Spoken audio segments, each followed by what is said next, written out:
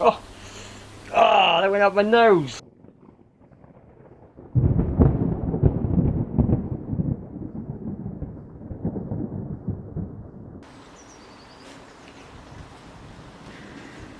Okay, good morning everyone and welcome back to the channel. As you see today, it comes with another Wish video. So I've just received a very unique, interesting parcel from Wish. I was going through there and I asked a few subscribers, what would you like to see me do? And a lot of you come back and said more of the Wish testing sort of gadgets and strange sort of things to look at. So I've taken up on you lot. You know who you are. So thank you very much. I've gone and bought myself a telescopic catapult or telescopic slingshot.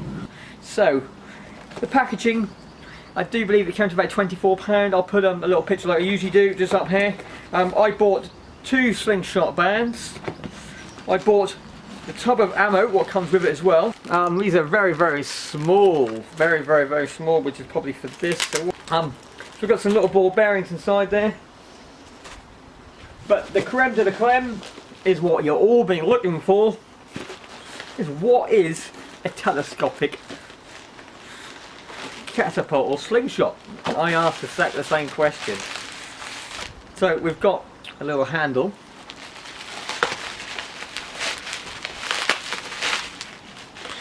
load of packaging, get rid of that as well. As I say, I'm in my own garden now, so the next few videos are going to be inside here. So we've got this, we've got the slingshot itself on the very end. So we've got some screws to attach my bands to it. It looks like I've got some sort of sight. So maybe while I'm holding it like this, I've got a little sighting rail as I pull back and I can aim through the sight. That's maybe how it's used. I've got a handle to sit on here. Okay, oh, we have another laser. So hopefully, unlike last time when we didn't really have a good laser sort of connection, this one looks like it takes a AA. So I'll go grab a AA and I'll put that in here. Okay, so I've just got a AA. The AA fits in there, but it sticks up too high. But it also comes with a few other little attachments, a few other little bits. Unlike the last one, which is really fiddly, and I think it broke on me during actually fitting it. I've got 3 sizes of little mini Allen keys, and it's also got the batteries. I've just found the batteries. Teaches me for not looking inside the packaging, doesn't it? Yeah, there we go. So it comes with the batteries. It needs the watch batteries. It needs 3 watch batteries, and it also has another little thing as well. So you got a little one here. So let's get this out. Let's give it a go. So let's get the laser. Let's get that back out of the pocket. There we go. So we now have a laser, and that's not a bad little laser. I can see it quite far. You can just make it out. There we go. So we can make it out. So there's my shooting pool. So very shortly I'm going to be turning this into a shooting range. So you go into space. I've just rechecked the price. It's £23 for the set I bought with the 2 slings, the 100 grams of ammunition, which is aluminium. I say you see up here again. Oh, there's cheaper ones, but it did cost me £9 to get it shipped to the UK. So let's get this thing made up, and then we'll set the shooting range up, and then we'll give this a full test.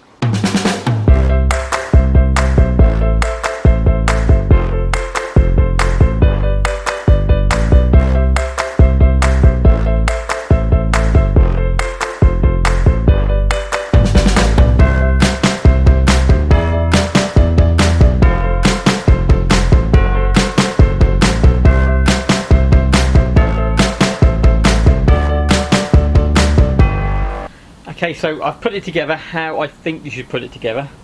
It feels quite strange. The plate was round the wrong way. It was going to be putting it towards me, so we set it over the top of the rail, which would cause the bands from actually pulling out. So I've had to unscrew this and turn it around the other way. The laser is now sorted. The handle feels in the wrong position. So the idea is you should extend this, and then you pull this back to how far you need to extend your arms. So I probably need to go to a maximum pull, and the idea is that you can, when you're pinching your ammunition, I think when you're pinching your ammunition, you hold it with the band at the back, pinch your ammunition, and then you've got your nice sturdy position, and your hand is off there. But as soon as I let go, it's going to go all over the place, because the hand is actually, look at this, look, it's sort of pulling down. So my hand is too far forwards, and I can see if I let go of this, what is the point? What is the point in that? Yeah, but hey, we'll take a couple of shots, and then we'll see what actually happens when we fire this. Am I going to get myself injured? That's the question.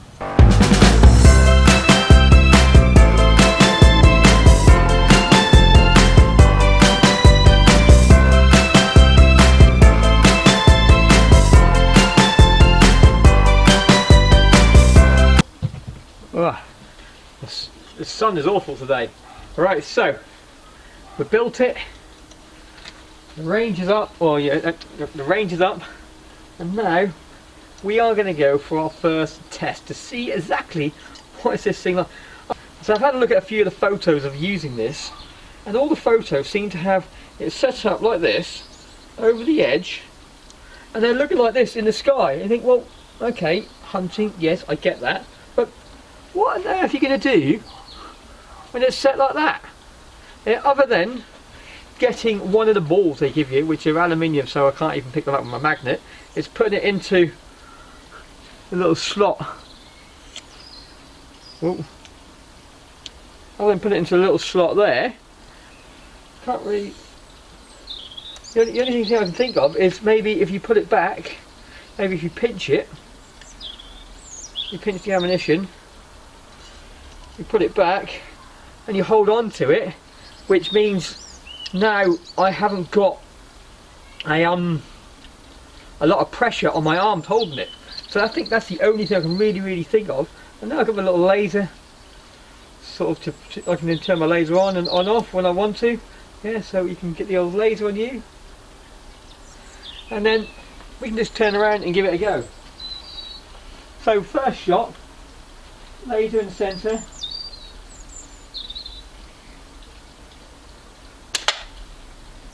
Okay, so we hit it. Okay, so the first shot is like I was aiming there and it went down there. There are some adjustable pieces to the laser which I think allows me to move it up and down. So if I turn this around a little bit, I might be able to. So it looks like there's some sort of way of sighting in the laser. So the good sign is I'm on dead centre, so let's loosen this up a little bit. Right, so we have this other one here. We have two little things on there to adjust it. So I'm going to give it a go again. I've just realigned it. We do have another camera set up a little bit next to the shot, so you can see the shots actually going in.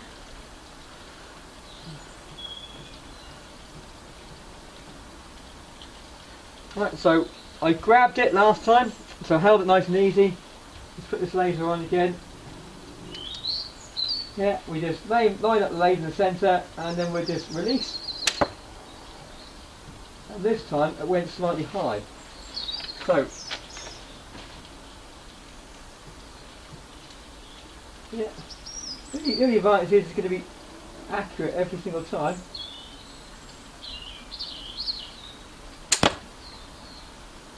So it's aiming down there, so since I've moved it round, it's going a little bit low. So what I might do is try to adjust it to see what happens when but I don't know which one is which, so I'm going to have to put it on the centre, hold it as still as fairly possible.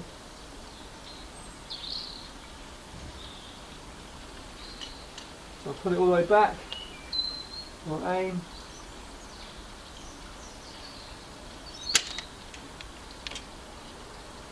Where did that go?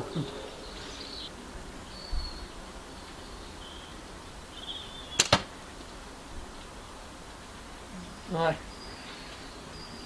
I don't know where they're going, but they're not going where I'm aiming them with the laser. So let's put the laser in the top left hand corner this time.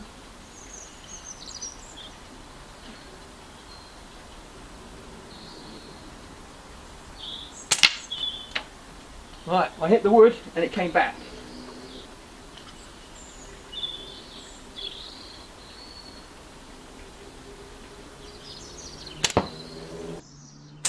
Right, aiming high, I saw that one, so it's going high. Let's bring it to the bottom of the target.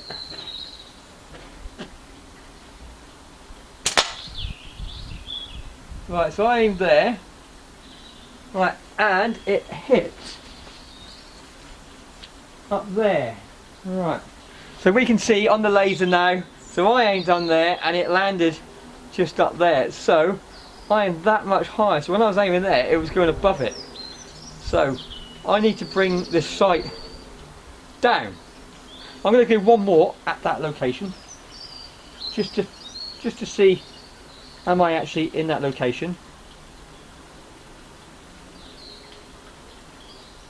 See if it's consistent.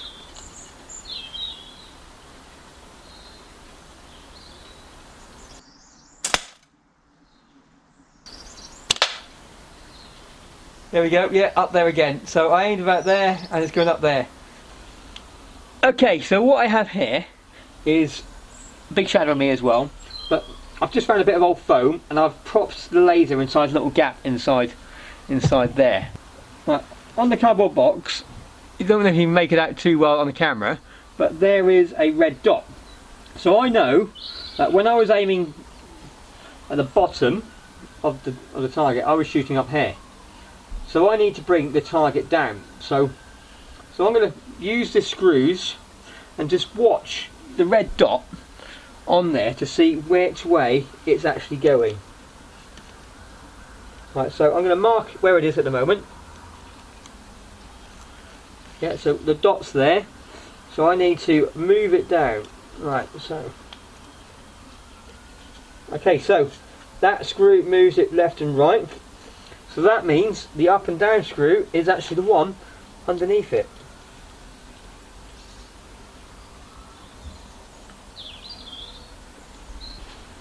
Right, here we go. So no sighted, understand the sighting system.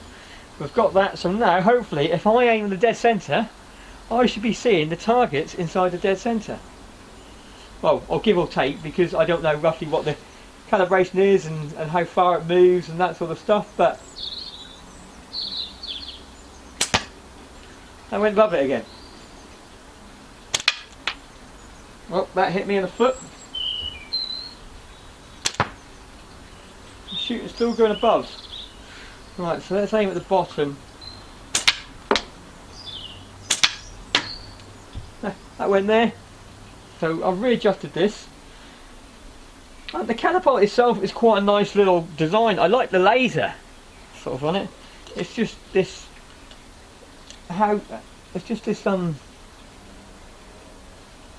the system on here is not really allowing me to get any decent shots.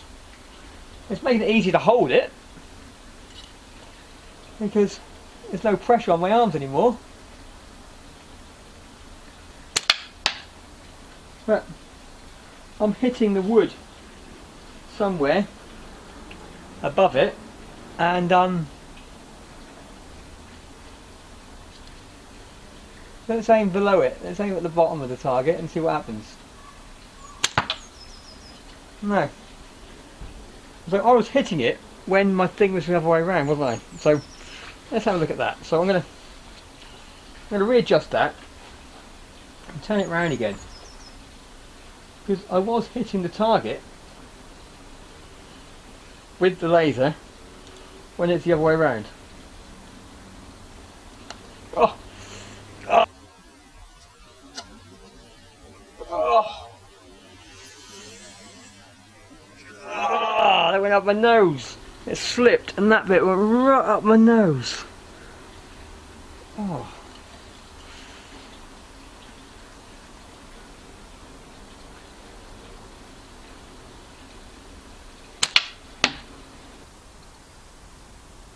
Laser's on.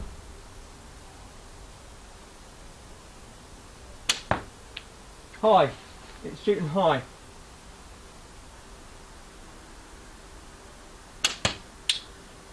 Ooh, right.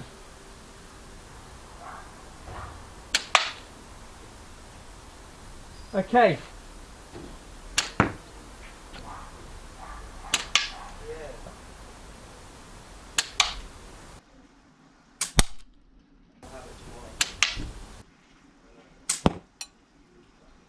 Oh, then my final thoughts of this Wish telescopic catapult. Would I buy it again? No. Was it worth the money? No. The problem is, it's quite a well-made unit at the top. This aluminium is quite well known at the top, but as its current state, you can't pull back further than the charge itself.